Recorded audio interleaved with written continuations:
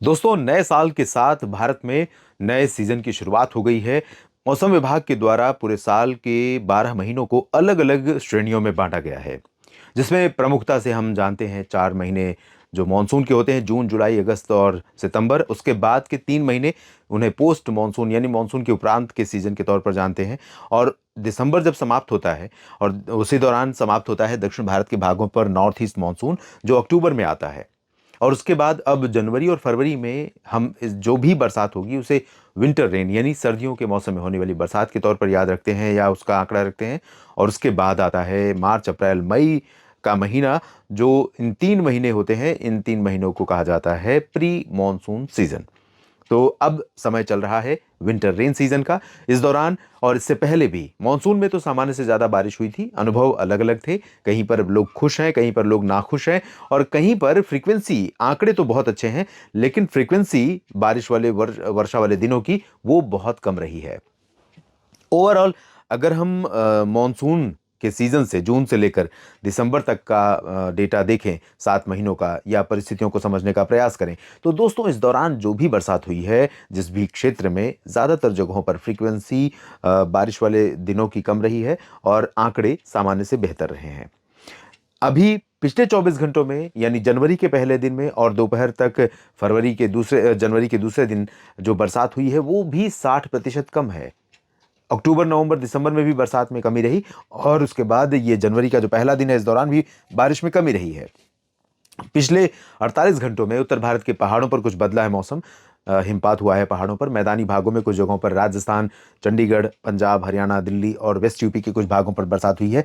दक्षिण भारत के कुछ भागों पर बरसात हुई है। तो सबसे पहले बरसात के आंकड़े देख लेते हैं पिछले 24 घंटों के, जो दर्ज किए गए हैं पूरे भारत के भागों में। वर्षा वाले शहरों की सूची में सबसे ऊपर है कुन्नूर, जो कि तमिलनाडु के नीलगिरी जिले में स्थित है। और कुन्नूर क्योंकि थोड़ा पहाड़ी एरिया है, इसलिए यहाँ का मौसम बाकी जगहों की तुलना में अलग रहता है।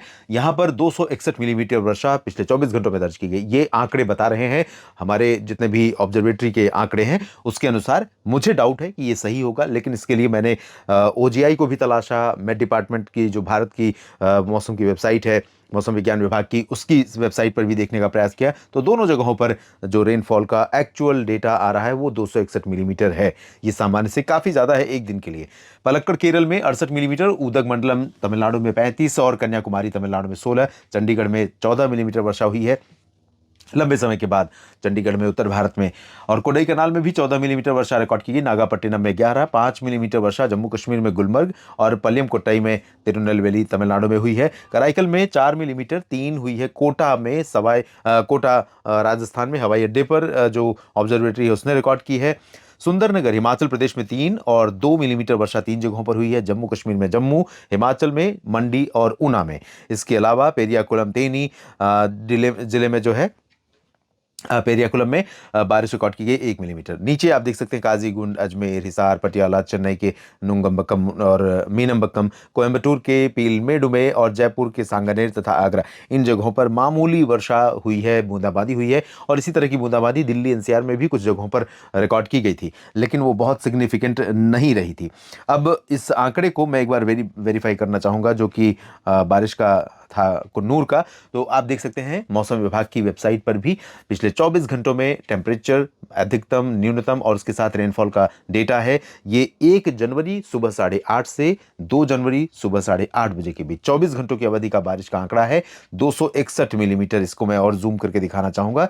ये अभी भी मुझे इस पर भ्रम है, संदेह है। अगर आप यहां से देख रहे हैं तो जरूर हमें इसके बारे में बताइएगा और एक्चुअल क्या स्थिति वहां पर बारिश की रही है। और साथ में इसके साथ में दिल्ली का तापमान दिखाना चाहूंगा। दिल्ली एनसीआर समेत उत्तर भारत के मैदानी क्षेत्रों पर आज मिनिमम टेम्परेचर थोड़ा सा राइज हुआ था। राइज होने की वजह यह थी क्योंकि यहां पर आज कोहरा थोड़ा डिफरेंट टाइप का दिखाई पड़ा। पंजाब में भी, हरियाणा, दिल्ली और राजस्थान तथा उत्तर प्रदेश और मध्य प्रदेश के भागों पर डिफरेंट कैसा रहा, यहां तक कि जम्मू में रहा और शिमला और देहरादून, मसूरी, नैनीताल, पंतनगर में कई जगहों पर कोहरा रहा। क्यों और कैसे रहा उसके बारे में बात करते हैं। फिलहाल दिल्ली का जो तापमान कल का था, पिछले 24 घंटों का दिन का तापमान, वो सामान्य से 3 डिग्री कम, लगभग 15.9 यानी लगभग 16 डिग्री सेल्सियस दर्ज किया गया। तो 16 डिग्री मतलब कोल्ड डे, और कोल्ड डे कल भी रहा, आज भी। सुबह का तापमान तो बढ़ा, 9 डिग्री पहुंचा, जो सामान्य से 2 डिग्री ज्यादा है। दिल्ली में ही नहीं बल्कि उत्तर भारत के कई हिस्सों में ऐसी स्थिति रही। वजह यही कि जब भी एटमॉस्फेयर में कोई लेयर होती है कोहरे की या बादलों की, तो मिनिमम टेम्परेचर राइज हो जाता है, बढ़ जाता है। और उसकी वजह ये है कि जो दिन में धूप की गर्मी आती है वो रात में वापस लौट नहीं पाती पूरी तरह से, और वो ट्रैप होती है, जिसे हम आउटगोइंग लॉन्ग वेव रेडिएशन कहते हैं। तो धरती की हीट वापस जब न जा पाए तो इसका मतलब ये है कि रात का तापमान बहुत नीचे नहीं जाएगा, और वो ट्रैप मतलब वो जाल, वो लेयर, चादर, चाहे वो कोहरे की हो या बादलों की। तो अभी कोहरे की जो परत बनी हुई थी वो बादलों के रूप में थी, सरफेस से थोड़ा ऊपर। सरफेस पर आमतौर पर विजिबिलिटी यानी दृश्यता पर असर पड़ता है जब भी हम देखते हैं कोहरा घना छाता है। लेकिन आज सुबह के समय, मध्य रात्रि से सुबह के समय, 1 जनवरी और 2 जनवरी के बीच की जो रात है इस तरह से कहें, तो इस दौरान जो कोहरा रहा ज़्यादातर जगहों पर उसका प्रभाव सरफेस से थोड़ा ऊपर से दिखाई दिया। और अब देखते हैं कि किस तरह की संभावना अगले 3 दिनों में रहने वाली है, 3, 4 और 5 जनवरी को कोहरे की। तो कोहरा जो है उत्तर भारत के मैदानी भागों पर और साथ में कुछ मध्य भारत के क्षेत्रों पर रहेगा, लेकिन ये बादलों की तरह ही रहेगा, नीचे बहुत ज़्यादा नहीं अफेक्ट करेगा। लेकिन इसके बावजूद इसका प्रभाव हमें तमाम जगहों पर, पंजाब से लेकर हरियाणा और राजस्थान से लेकर मध्य प्रदेश, उत्तर प्रदेश और आसपास के भागों पर, राष्ट्रीय राजधानी दिल्ली समेत, चंडीगढ़ समेत कई जगहों पर नजर आने वाला है। इसके बाद 4 जनवरी को भी कोहरे का अलर्ट है।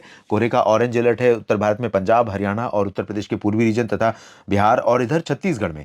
और इन सभी जगहों पर कोहरे के साथ साथ कोल्ड डे कंडीशन का भी अलर्ट रहेगा, उत्तर प्रदेश और बिहार में भी, और साथ में पंजाब हरियाणा के कुछ भागों पर भी। क्योंकि दिन में जब कोहरा घना रहता है, धूप का असर नहीं आएगा तो टेम्परेचर नहीं बढ़ पाएगा, और टेम्परेचर नहीं बढ़ेगा तो दिन में सर्दी बनी रहेगी। किसान साथियों, उत्तर भारत में पहाड़ों पर जम्मू कश्मीर से लेकर हिमाचल उत्तराखंड और वेस्ट यूपी से लेकर मध्य प्रदेश पूरा, बिहार, इधर झारखंड और पूर्वोत्तर भारत के कई राज्यों पर भी कोहरे का येलो अलर्ट बना हुआ रहेगा। और 5 जनवरी को भी सिमिलर कंडीशन रहने वाली है, कोई ज़्यादा फेरबदल नहीं है। कुछ एक जगहों पर कोहरा कम हो जाएगा, लेकिन घना कोहरा और कोल्ड वेव, ये 2 मेजर फीचर होने वाले हैं अगले 4-5 दिनों के दौरान। और उसके साथ साथ 3, 4 और 5 जनवरी को भी उत्तर भारत के पहाड़ों पर थोड़े बहुत बादल रहेंगे, हल्की हल्की बरसात होने की संभावना रहेगी। और उसके बाद 10 जनवरी के आसपास एक सिस्टम ऐसा लग रहा है कि उत्तर भारत के मैदानी इलाकों और पहाड़ी इलाकों को प्रभावित कर सकता है। ECMWF का जो मॉडल है वो इंडिकेट कर रहा है कि बरसात उत्तर भारत के मैदानी क्षेत्रों में संभावित है 10 से 12 के बीच में। लेकिन जो न्यूमेरिकल वेदर प्रेडिक्शन मॉडल है, NWP है, वो नहीं इंडिकेट कर रहा है।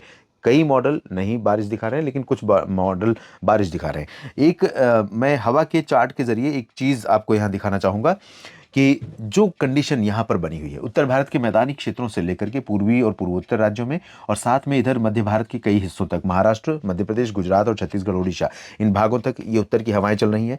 आज कल ये हवाएं थोड़ा सा और नीचे की तरफ बढ़ेंगी, और परसों यानी 5 जनवरी को, 4 जनवरी को बेसिकली ये हवाएं तेलंगाना और कर्नाटक तक पहुंच जाएंगी। तो इन भागों में भी थोड़ा मौसम ठंडा हो जाएगा रात का और सुबह का। और ये इसके बावजूद मैं इतना ये कहना चाहता हूं इस मॉडल के माध्यम से कि मुंबई और विशाखापट्टनम, इसको हम अगर धुरी एक मान लें, एक लाइन मान लें, तो इसके नीचे हवा का रुख इधर से या इधर से रहेगा और इसके ऊपर पश्चिमी दिशा से रहेगा। तो इस तरह की परिस्थितियां पूरे 15 दिनों के दौरान 15 जनवरी तक हमें दिखाई देने वाली हैं। और इन परिस्थितियों में जो नीचे की तरफ से हवा आ रही है वो कई जगहों पर क्लाउड प्रोड्यूस करेगी, साउथ पेनिनसुलर रीजन से लेकर सेंट्रल इंडिया तक, गुजरात में भी, और महाराष्ट्र, मध्य प्रदेश, छत्तीसगढ़, उड़ीसा के भागों पर भी। तो यहाँ पर हल्के हल्के बादल बीच बीच में बनेंगे, लेकिन उनमें पोटेंशियल इतनी ज़्यादा नहीं है कि वो बरसात दे सकें और पिछले 3 महीनों की जो कमी है उसकी भरपाई कर सकें। बारिश वाला चार्ट देख लेते हैं। और इस चार्ट में आप देखिए दक्षिण भारत के क्षेत्रों में कुछ जगहों पर, तमिलनाडु और केरल में बरसात फिलहाल अभी आजकल में संभावित है। 3 और 4 तक भी संभावना यहाँ पर रहेगी। और धीरे धीरे ये बादल जो ऊपर की तरफ बढ़े हैं अब वो नीचे की तरफ शिफ्ट होने लगेंगे। और महाराष्ट्र में चांसेस तो थे लेकिन बरसात हुई नहीं। महाराष्ट्र में खासतौर पर दक्षिणी मराठवाड़ा, दक्षिणी मध्य महाराष्ट्र और कोंकण गोवा के रीजन में, सिंधुदुर्ग या सतारा, सांगली, कोल्हापुर, सोलापुर में। लेकिन बेंगलुरु और आसपास के रीजन तथा मंगलुरु, बेलगावी तक बारिश की संभावनाएं थोड़ी बहुत हैं, हो सकती हैं।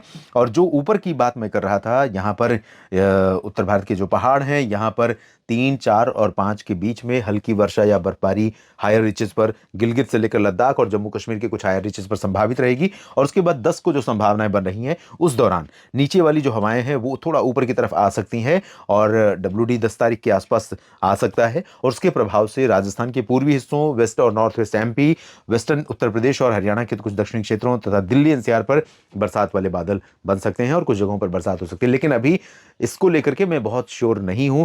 वजह यह है है कि अलग मॉडल अलग अलग तरह के प्रेडिक्शन कर रहे हैं, कॉन्ट्रडिक्शन है, लेकिन हम इस पर बारीकी से नज़र रखेंगे और अगले वीडियो में या लाइव बुलेटिन में आपके साथ डिस्कस करेंगे, जो किसान तक पर आप देखने वाले हैं।